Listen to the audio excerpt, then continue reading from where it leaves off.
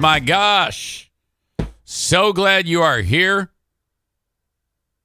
Today, I pick up Daisy Dew. Not Daisy. Oh, fuck. Daisy's at the Rainbow Bridge. Daisy's right here, for crying out loud. You know, the fact that this portrait that Nikki made and matted and not matted, but framed so nicely and sent it to me, and it's not yet hanging up, is a testament to something I call put-off-itis. Everything that I want to do, I put the damn thing off. I don't know if you ever do that. You're like, fuck, I got to get that done. And then you put it off, and it doesn't get done. In fact, there's a person right here, right now, who's a recipient of that terrible habit. My pal E-Rock. Hey, yeah, I'm going to record a Compound Media show for you. And then, like 4 weeks later, it's not done. And I just don't do a good job of policing it. By the way, today I'm supposed to record that. You notice I said today I'm supposed to record that. A better man would say, I'm recording today, and just do it. I got to hang this fucking picture up. This is a 1-second job. Everywhere I go at my house is there's thousands of these 1-second jobs that when not done, it leads to everywhere I go, there's a tumultuous amount of shit not finished. And it's so fucking frustrating because then I walk around and I'm like, fuck. It's like, trying to shovel snow during a massive snowstorm. And then I saw a thing online. It said, start small. Take care of one thing. One thing, and don't make it a big one. Like pull one weed. Do something. And then start from there. Try to understand that you're only one person. You can't get it all done at once.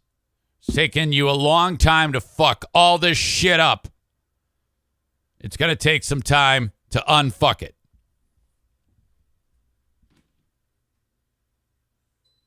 So that's where my brain has to be. Welcome into this show. Maureen knows. She says it's overwhelming. Well, anyway, there's Darla there. Taking her off to the radio station. I'm taking her off to iHeart Grand Rapids to see my pals over there. Uh-oh. She's already crying. Holy shit. What's up, honey? I don't know. We're not ready to take a break. We can't do that yet. Oh, for God's sake, hang on.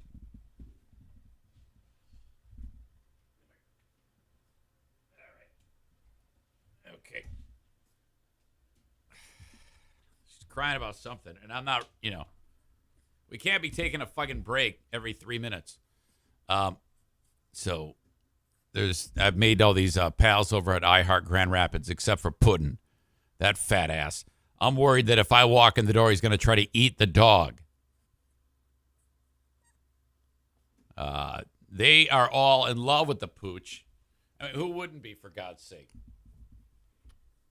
And so I promised them when I get done with this show, I am going to go over to iHeart Grand Rapids and show her off to all these people. All right. So that's where we are right now.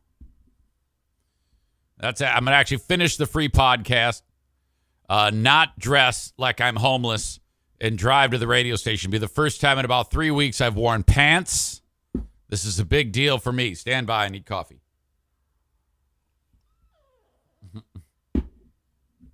Maybe you want water. I don't know.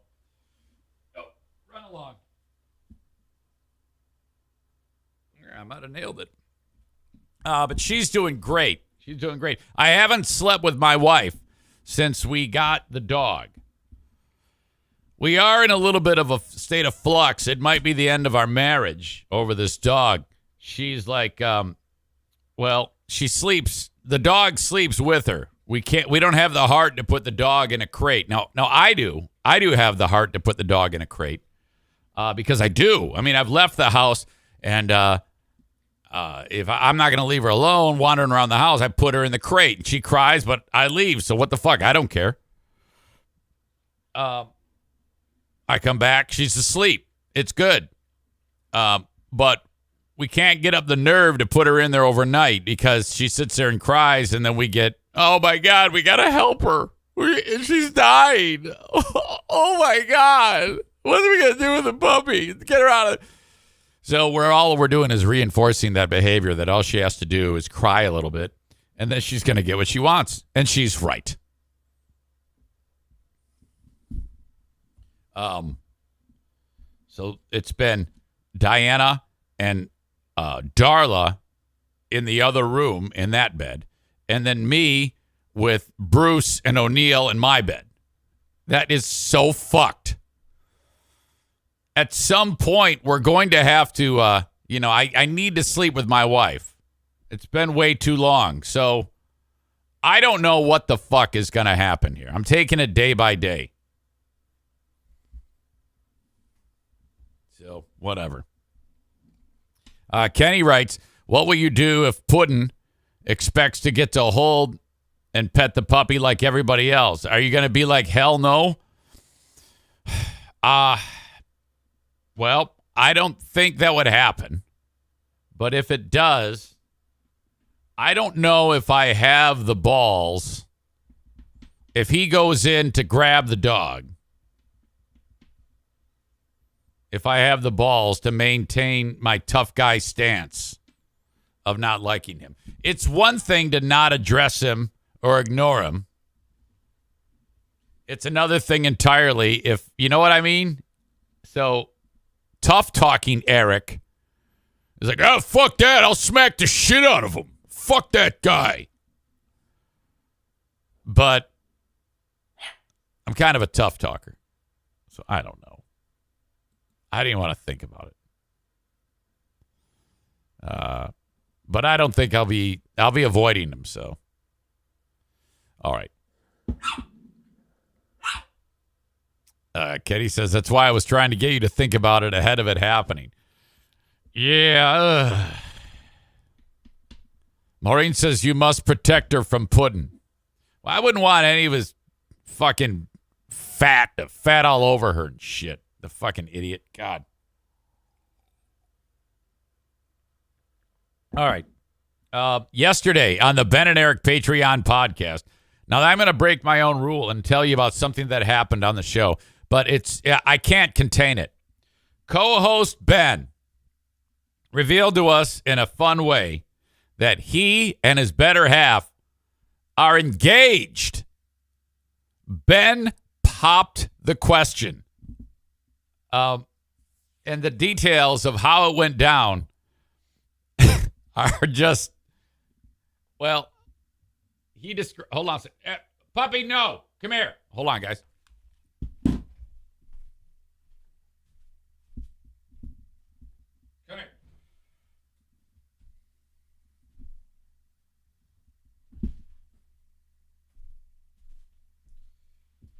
This may be a long show today. I don't like her wandering around, you know? There's all sorts of cords and shit. And can you imagine if she bit into something with an electrical charge in it and it just fried her brain right here on the show and fucked up all the equipment? So I'm instantly out of business with a dead puppy. It'd be just like that to happen. Oh. Nick says it'll end like the cat on Christmas Vacation. Oh, no. So Ben is engaged. He detailed it for us. He also released his latest edition of the Balls Out podcast with Ben Glaze and Brett Hayes. And so the cat is out of the bag. All is well. So at 36, I didn't realize he's 36. Fuck. I remember when Ben just got out of college. He's 22. I don't know if you feel the way I do. Any of you old fucks like me. But there's something that happens. For some reason, I get the feeling that people are catching up to me in age, though that I know that's impossible. But when I met Ben, I was 52, 40. I was 38. But I don't feel any older than 38 right now. And while he has chronologically aged and I have, I don't feel that. I feel like I'm still very young. But I mean, one look at my stupid face that can hold 5 days of rain and my fat gut, that's obviously not true. But I always have that sensation that people are catching up to me in age when I know them when they're much younger, like my neighbor's kid, or even my son. You know, Jim will be, I just turned 28, which is fucking insane. 28 years old. The fact that when I moved to where I'm at right now, I was only 33. So he's only a handful of years behind that age when I got to where I am right now in this neck of the woods. Fucking time is a mystery, man. Holy shit. So that's what's up. Good news for Ben. And now he's starting the wedding planning. And I fucked up because he's talking, he goes, yeah, now we're doing venue searches. And he mentioned the venue that he's going to visit like today that my daughter just had her wedding at. And I go, oh, well, you're going to love that place. It's a great, great room. And he's talking about the cost. And I said to him, I go, well, wait, look. Yeah, but, fucking A, dude. Typically, the cost of the wedding, that falls on father of the bride. So fuck that shit. You don't pay a penny. I mean, that's what I had to do. And he goes, yeah, well, we feel that because we're older, we should. I'm like, no, you motherfucker. That's why I wanted to say. I didn't say it, but I'll say it here. You dumb fuck. No, you don't. You don't do that. In fact, you don't have to say a word. All you have to do is kind of bring it up with the missus, and she'll do all the heavy lifting with her dad. That's the way it's supposed to be in the first place. So then he's talking about the cost. Now, I know what it costs for Jackie's wedding at this place. And Maureen writes, I think you scared Ben with the cost. So, yeah, there's the cost of a venue. Now, for the actual physical space, it has a charge. But so I don't know if they're thinking that they just got to get the venue and then throw a cheeseburger down everybody's throat and get a case of fucking Pabst beer and call it a day. So I think they have $1 amount in their brain. But in reality, you got to realize there's venue. There's plated food for everyone, depending on number of people. There's how much booze, what types of, are you doing wine? Are you doing mixed drinks? Are you doing draft beer? Are you doing canned beer, bottled beer? Dessert. You gotta reach out to somebody who makes a cake. The dress, holy shit, the dress, the flowers, oh, fuck you. The photographer, holy shit. And if you have a photographer, you gotta have a videographer. You must do the videographer. Okay? And so he's looking at me and the color's draining out of his face. And then he goes, well, what's all that color? I go, oh, I think I paid, I don't know, between $20,000 and $30,000. And he goes, what? He goes, I go, and I realized I fucked up. And I go, but how many, we had a lot of people at our wedding, Ben. We had a lot of people. How many, you go, oh yeah, well, I don't know, 150. I go, oh yeah, it'll be significant. You're going to pay $100. Oh, yeah. It'll be fine. Fine. And you may even be in a smaller room too, No big deal. Oh, that poor dude. Right in the butt. I didn't even spit on his butthole. I just jammed my big small Armenian pecker, right up his butt. Here you go. Ugh.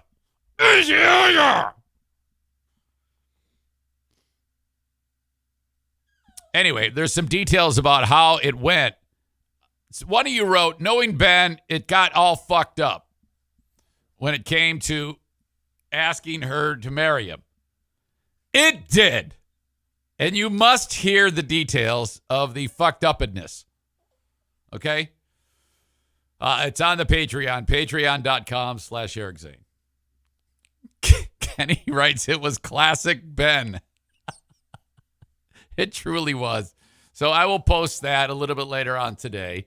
I have a feeling someone has to go potty. So you're going to have to sit still and hang out. I did my best. I'll be right back.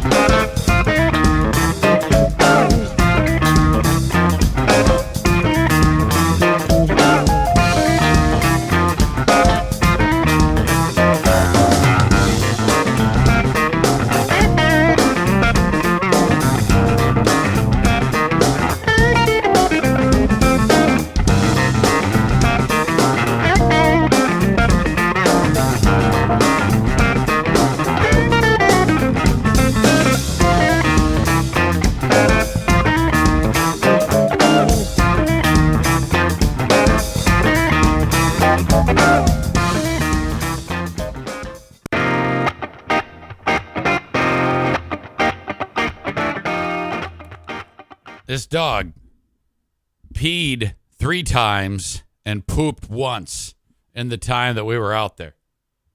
What a good girl letting us know, huh? If you remember yesterday on the show, I talked about Annie Agar. Now, I've known Jeff Agar for about 10 years. He's the dude who his son has cerebral palsy. I had finished a race, a 5K in Rockford, Michigan. And with about a half mile to go, I saw this guy pushing a kid in a running stroller. The kid, I could tell, looked like there was some issue. And it turns out that's his son, Johnny. And he has cerebral palsy. The idea was Johnny wanted to do the last little bit of the race. Like dad pushes him through the whole thing. And for the last 200 yards, the kid gets out and, muscles his way through it with the crutches, the whole deal. Well, then I see cameras all around him. It turns out ESPN happened to be recording all of this. And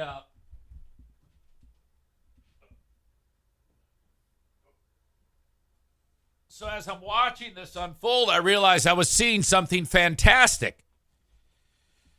ESPN did like a 30 for 30 about this or some shit about the bond between dad and son. And from there, it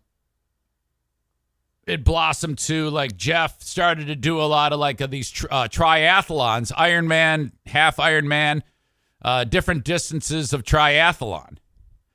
And kind of like Dick Hoyt, if you remember him, the late, great Dick Hoyt from Boston.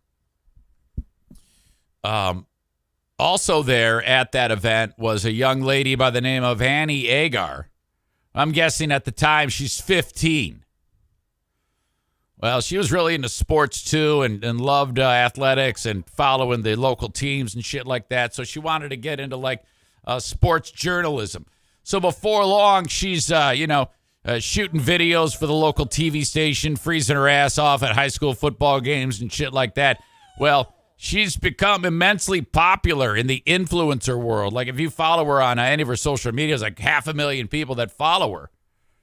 And I talked about this with you yesterday on the show that she put out a video of her driving in a ride along for a Formula One car or something like that. And she was super stoked about it. And she posted the video of her doing that thing. And because that's what she does. She's an influencer.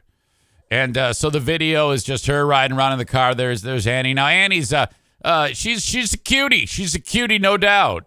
And so she gets lots of attention.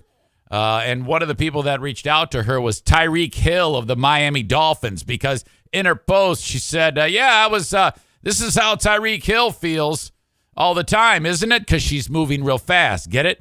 Well, Tyreek, he writes to her anytime, something like, anytime you want my number, Annie, just ask for it. Now, first of all, you don't want to be hooked up to Tyreek Hill because he's a fucking psychopath. We talked about that yesterday, about the whole deal about his allegedly breaking his kid's arm and spousal abuse and all that shit. Prosecutor dropped the case, but did say he believed he could get a conviction. Anyway, Annie, though, friend zones the guy when he says that. And she says, appreciate you, man. Saw the video of that kid at your camp, though. Looked like he already had your number. Referring to the 18, 17-year-old kid at Tyreek Hill's football camp. And Tyreek in the red shorts here getting smoked by this dude. And this clip.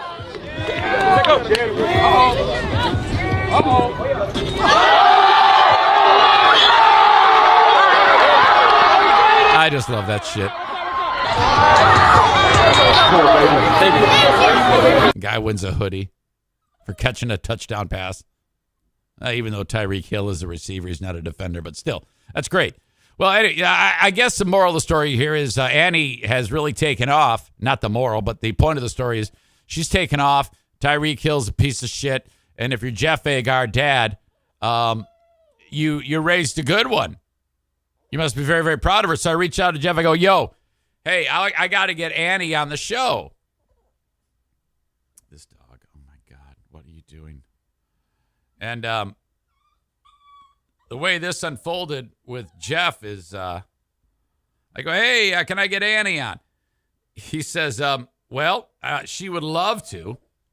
And then he writes, but as you can imagine, she has a high-powered agent from California, and her contract restricts any appearances, engagements that aren't negotiated by the agent. And he says it's crazy, but at this point, any appearance is basically a minimum of $25,000, and usually way more. Jeff says, incredibly, these social media influencers are in crazy demand. It's an incredible world. You'd be stuck with me in the interview. Well, perfect. There is a shelf life to these stories, so my feelings won't be hurt if the relevancy is not there anymore in short order. I go, oh, no, totally. I'll get you on. And then he says, 3 years ago, she was filming high school football games for Wood TV, freezing her ass off, making $12 an hour. So I'm going to bring in Jeff here. I love this guy.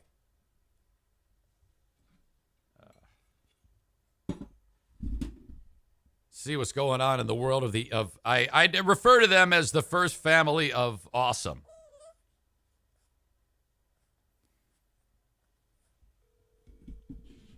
Oops.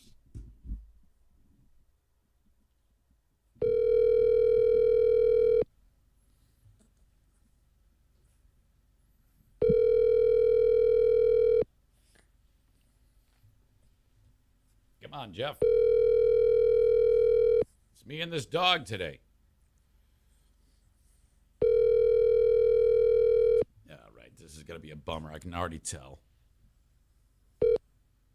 Hello, this is Jeff Agar, please. Oh, fuck. All right.